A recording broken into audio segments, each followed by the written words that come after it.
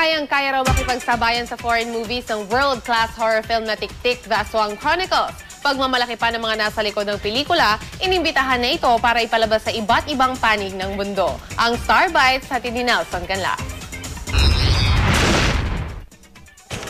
Proud na ipinakita ni Dingdong Dantes sa ilang miyembro ng media ang the making ng Tick-Tick, The Aswang Chronicles.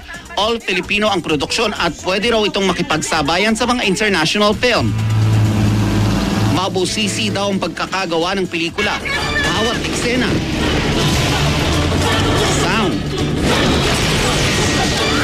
pati mga computer-generated images o CGI ng mga aswang, mabusising idinetalya ng mga Pinoy expert. Wala raw sinayang na pagkakataon ng direktor nitong si Eric Mati para maging makatotohanan ng pananakot ng pelikula.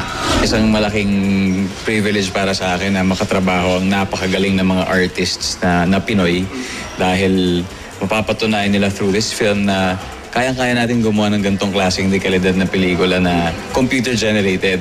And at the same time, hindi mawawala yung pagka-Filipino. Malaking hamon sa cast ng pag-arte.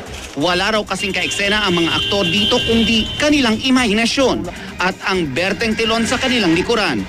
Ipinakita pa nila ang pagkakahambing ng bawat eksena. Ang nasa kaliwa ay ang makikita sa studio habang kinukunan ng isang eksena. Ang nasa kanan naman ay kapag nalapatan na ng CGI. Mahirap talaga siya gawin, especially pagka aswang yung iniisip mo aswang nasa harap mo. Kung anong klaseng takot ba yung ma-feel mo. Pinoy pride daw na may tuturing ang Tick-Tick, The Aswang Chronicles na naimbitahan na para maipalabas sa iba't ibang panig ng mundo. Sa katunayan nga, meron isang invitation na hindi namin nasalihan because September siya. So, matatapos talaga yung film just a little before October 17. So, hindi talaga umabot.